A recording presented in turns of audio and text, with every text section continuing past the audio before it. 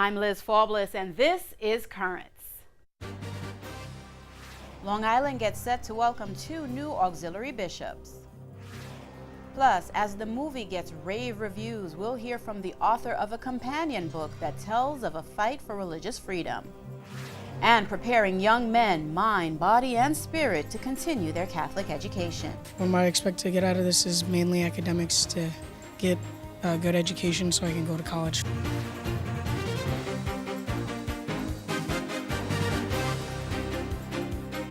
Good evening, and thank you for joining us. On Wednesday, the Diocese of Rockville Center will welcome 2 new auxiliary bishops.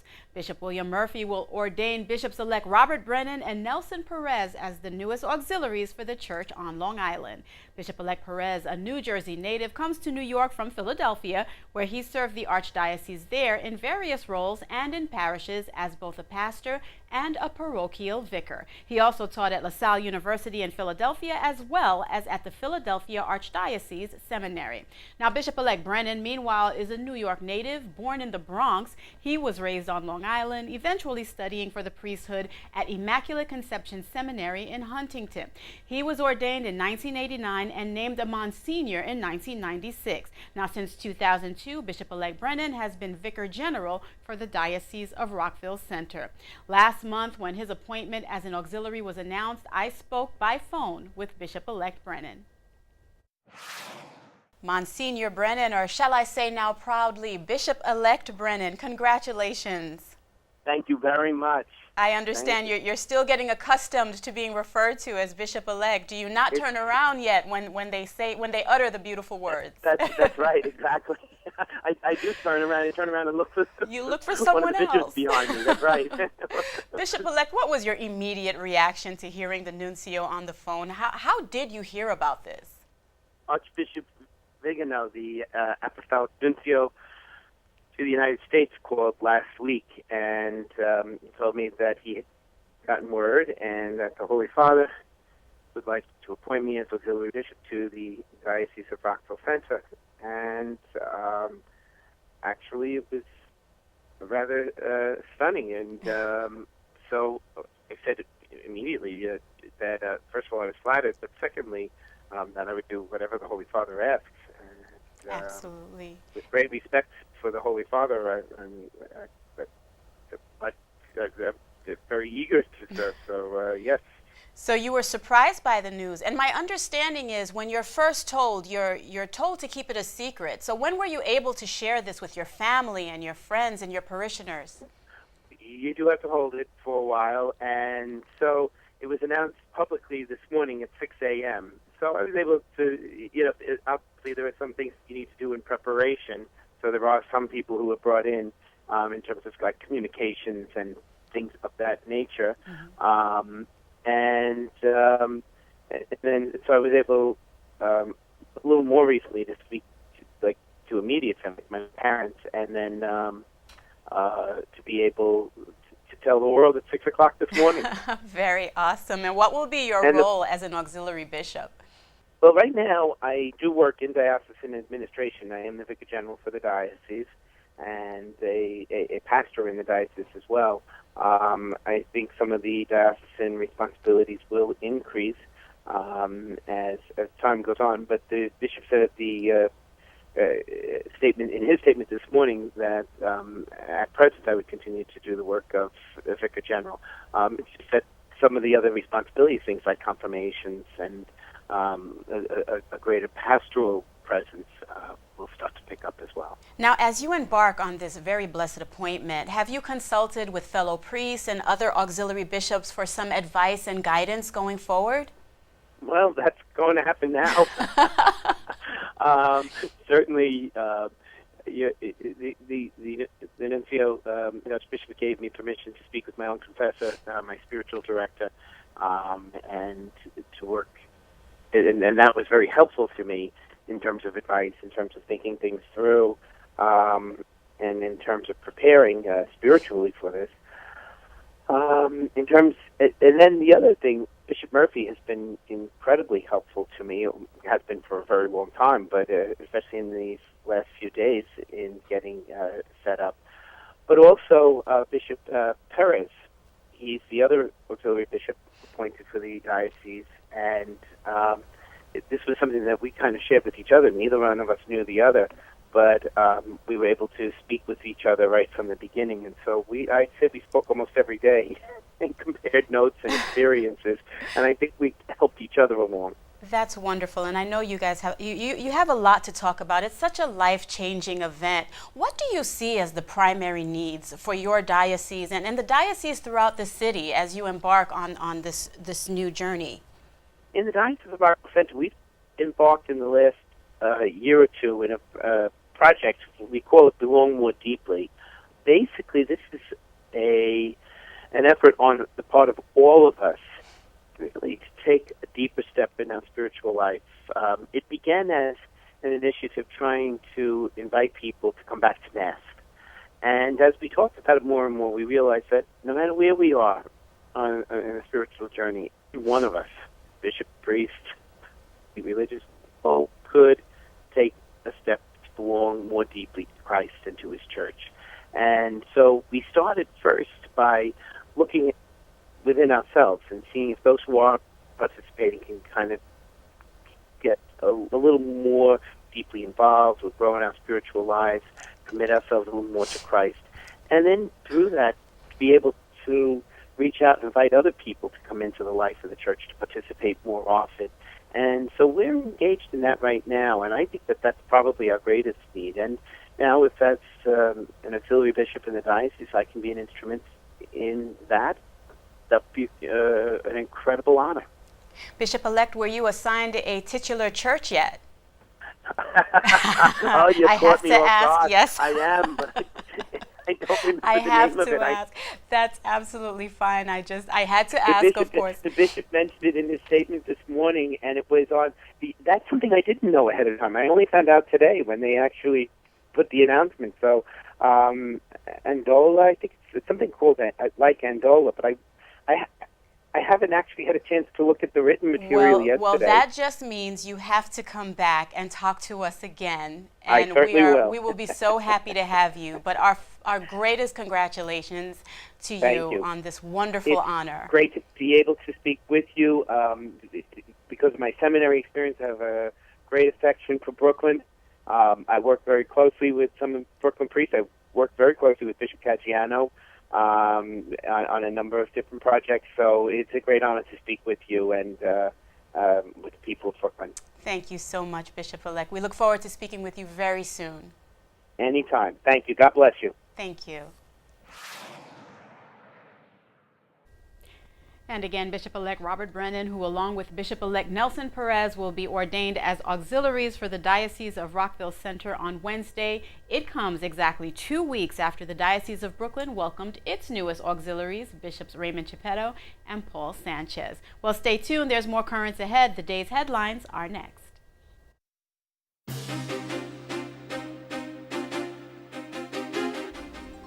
Welcome back to Currents. Today in Philadelphia, Monsignor William J. Lynn, former Archdiocesan Secretary for Clergy, was sentenced to 3 to 6 years in jail. He was found guilty of 1 count of child endangerment on June 22nd, stemming from his actions to recommend priest assignments, including those of priests accused of sexually assaulting minors.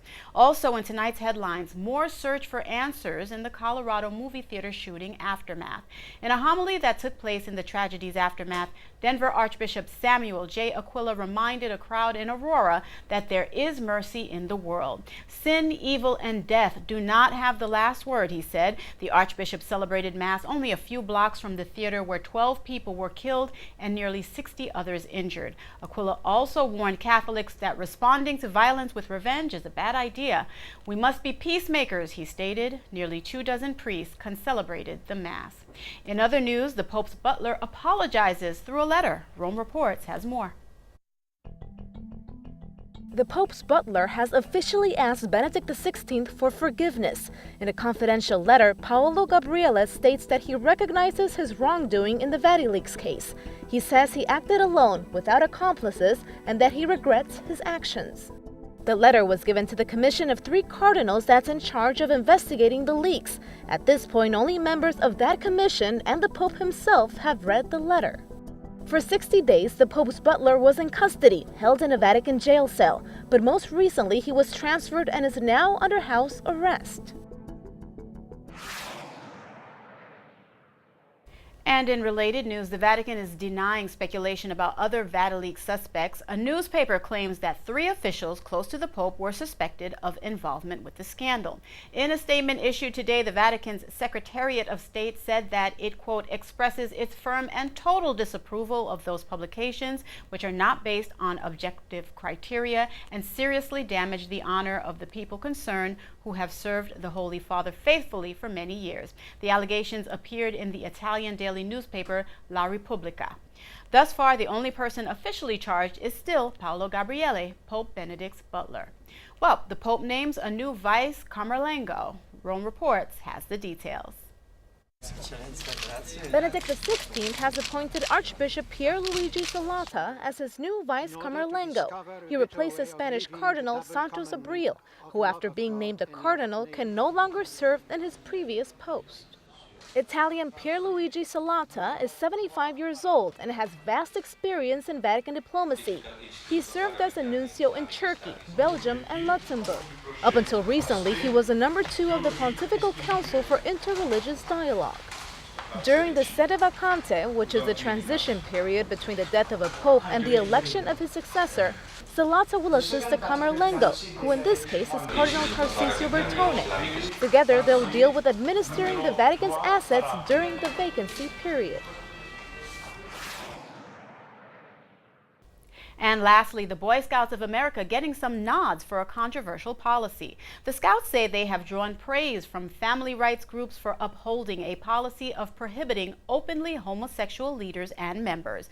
Bob Mazuka, Chief Scout Executive, saying that the vast majority of the parents of youth that we serve value their right to address issues of same-sex orientation within their family with spiritual advisors and at the appropriate time and in the right setting. Now, the group says the long-standing policy aligns with its founding principles, supports the group's values, and avoids distractions from its mission and respect for parental rights. The decision came after a 2-year evaluation of the policy, which determined that upholding the current membership rule would allow the Boy Scouts to, quote, remain focused on its mission and the work it is doing to serve more youth. The statement has drawn criticism from gay advocacy groups who claim that the Boy Scouts are discriminating. Stay tuned. There's more currents after the break.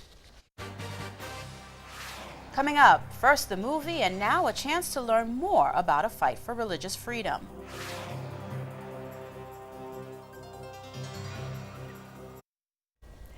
Welcome back. For Greater Glory, the movie released in June is a sweeping epic about the Cristero War.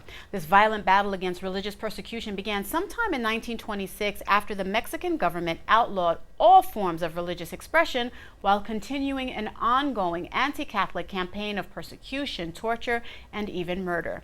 Largely played down by history books, the war waged on until about 1929 and ultimately cost about 90,000 lives. Pope John Paul II later canonized more than 24 saints and martyrs who fought on the Catholic side. Now, most historical films educate viewers about the present as well as the past. For Greater Glory not only gives us perspective about the history of Mexico, but shows just how far the profoundly devout will go to preserve religious freedoms. The film is a timely model of present-day efforts to prevent the government from trampling on the religious liberties. U.S. bishops are in the throes of a contentious debate aimed at protecting such freedoms against controversial healthcare laws that currently are being put into effect here. And there are even more comparisons to be made and lessons to be learned from this very important film. Earlier today, I spoke with Ruben Quesada. He's author of For Greater Glory, The True Story of Cristiada, for more insight. Ruben, you were introduced to the story of Blessed Miguel Pro at an early age. Now, what encouraged you to learn more about him, and how did he inspire you? Well, what interested me the most was knowing, I myself coming from Mexico, I lived there for the first 10 years of my life, and of course I was kind of raised and grew up at a Jesuit retreat house. That's where I worked when I was a child. It really, I guess, it struck a nerve when one of the priests introduced me for the first time to Blessed Miguel Pro and telling me that he was executed for being a priest, and it really didn't make sense to me at the time because Mexico being such a Catholic country, how could something like that could happen? And the priest who introduced me for the first time, to Blessed Miguel Pro, he gave me that little prayer card that he had with him, and he says, you should learn about him. He says, you should learn about this war that the government waged upon Catholics, he says, and one of them was ours, he says, a Jesuit. So that really kind of sunk in, and back then there was not much research. Then, of course, there was no internet, so it took me a while to start reading more about this priest, and it wasn't until I found a couple of books that are, they're no longer in print, when I first saw the images of his execution, and it just, it floored me, knowing that I had never heard about this part of history in Mexico, even when I went to school in Mexico. So the more I delved into this, even into the history books in Mexico, I was amazed that I couldn't find anything. And that's where my interest just grew. I said, wait a minute, what's going on what is this all about, huh? Yeah. Well, so talk to us a beginning. little bit about the Cristeros and how does their experience relate to the state of Catholicism today? Because that's how we're tying this all together, and that's what makes this even more timely and interesting. It is, the role is so crucial in so many ways that whenever I've been giving this presentation for so many years, so about 10 years now, that many people don't grasp the importance and the significance of how these Catholics rose up against this government who was trying to eradicate the faith, Catholicism, from Mexico. But they were doing it, of course, for the faith, and for Holy Mother Church. But overall, it was just such a greater impact that many people do not realize. Because the more I did the research, it just opened up my eyes to the reality of this of this persecution. But again, go ahead. And Ruben, why did the Mexican government do their best to ruthlessly persecute Catholics, to carry out this enforcement of the 1917 anti-clerical provision? Like, why did they go so far? Well, it was the leadership in itself, has been controlled by, Masons. Masonry has been hand in hand pretty much with Mexico's presidency for decades.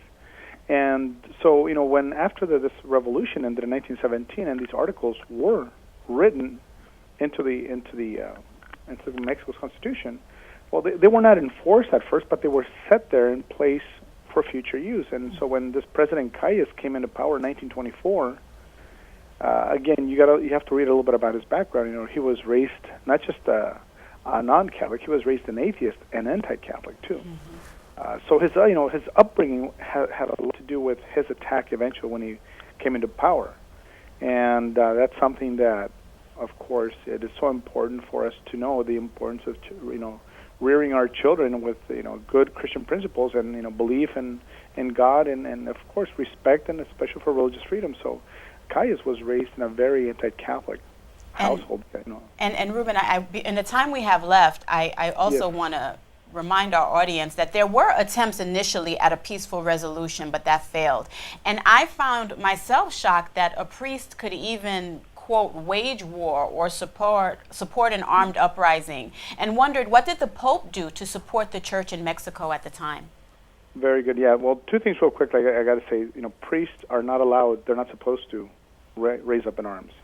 That just goes contrary, and then that would be pretty much almost immediate excommunication, just because they are not. That's just something that the church does not allow, and that's our principles. The church would never permit that, nor does it support any type of war unless it is justified, as a just war theory. And that's very limited. There are some paragraphs in the Catechism about that, which are included in the book. But what was the Pope doing? Well, first of all, the first thing that the Pope, with the assistance of the Mexican bishops, was to give permission to suspend all Catholic worship. And the reason that took place was because if they didn't suspend worship on the same night that the law was going to go into effect, there would have been a lot more confrontations a lot earlier, and there would have been a lot of bloodshed, because Catholics would have defended their little churches, and no matter the cost. So to avoid any maybe early bloodshed, the Vatican gave the bishops to suspend all Catholic worship in order to avoid any bloody confrontation. So that was the first. And of course, there was many calls to Congress, to the president, to rescind this law, to be able to lift this law. Because for many weeks, for months at a time, there was just no Catholic celebrations, no masses, and the Vatican tried over and over again, and each time they were denied, they were rejected, and not even that, they also the Mexican government cut all diplomatic ties to the Vatican and kicked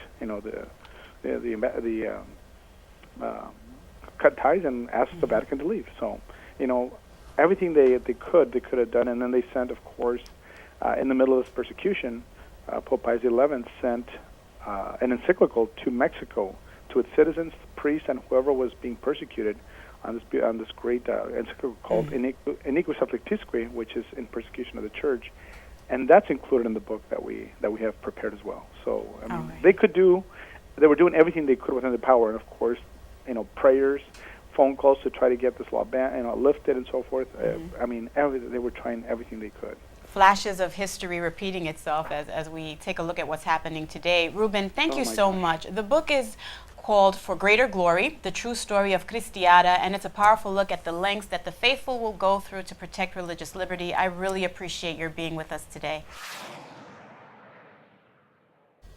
And For Greater Glory, The True Story of Cristiada is published by Ignatius Press and St. Joseph Communications. Stay tuned. There's more currents after this short break.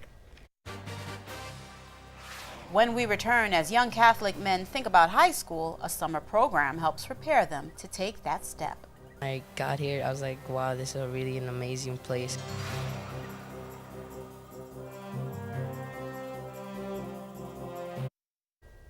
And finally tonight, it may be the end of July, but a group of young men are going to school each day and enjoying it. They make up Cathedral Prep's 2012 Father Edward W. Troike Summer Leadership Program, named for a late faculty member from that school. Now, the program is designed to prepare 6th and 7th graders to take the next step on the education ladder. Those who participate get the opportunity to not only spend time in the classroom, but also sharpen their athletic skills. This week, we visited Cathedral Prep, located in Elmhurst, Queens, to learn a little more. Our pronoun changes in a sense here, right? Do we understand this? Does it make sense? Yes. We're at the Father Troike Leadership Program at Cathedral Prep Seminary. This is its 45th summer. Each of the academic classes that we run, the program would run from 9 to 12 for classes in the morning, would have a different focus. For the 6th grade boys, it's what they'll get in 7th grade. For the 7th grade boys, academically, we try to give them an experience of the tax exam, the test for admissions at Catholic high schools. So today, in fact, the young men took a practice tax exam, and for our incoming freshmen, they get a general introduction to Cathedral. What I expect to get out of this is mainly academics, to get a good education so I can go to college for computers. The math classes, science, it has really helped me get better grades in the things that I'm studying for. What we try to do at the Father Troike program is to form the whole man. So we begin the day with Mass. We get them involved as altar servers, as lectors, in many different ways, and then of course the academic schedule. But noontime comes, they have lunch together, and then we go out and the boys can either play baseball or basketball, or they can be in the game room. Well, I've always played sports. It's been like since I was a child I was playing sports, and here at Cathedral you can play whatever sport you want. I play all 3 sports and it's so much fun, and we play good in every sport and we always present a challenge. I joined as an incoming freshman, and then I volunteered for freshman year, sophomore year, and this year junior year, so that'd be 4 years, I guess. Being here as head counselor has been really interesting because it gives you a lot of leadership opportunities. I stay in the game room where the kids play ping pong and chess and board games and stuff. And dealing with that has been definitely challenging. You have to understand that they're children, right? And you got to deal with them the right way. But you don't want to be rough on them. At the end of the day, you like to unwind, and it's the summer. And my favorite sport is softball, and I like that because I'm a good hitter. At first I thought, it wasn't going to be fun. And so then I got here, I was like, wow, this is really an amazing place. And then I thought of being a priest and coming to this school. Cathedral has made me closer to thinking about the vocation. It made you think about it harder, and then going to Mass every day. And it's not like it's forced down to you. You just decide whether to become a priest or not, and it really helps you decide. Senior year will be interesting because I have to start thinking about colleges and stuff, and whether or not I really want to go into the seminary, because that's the big deal about cathedral prep, you know, the discernment of priesthood. I think of it as two paths, right?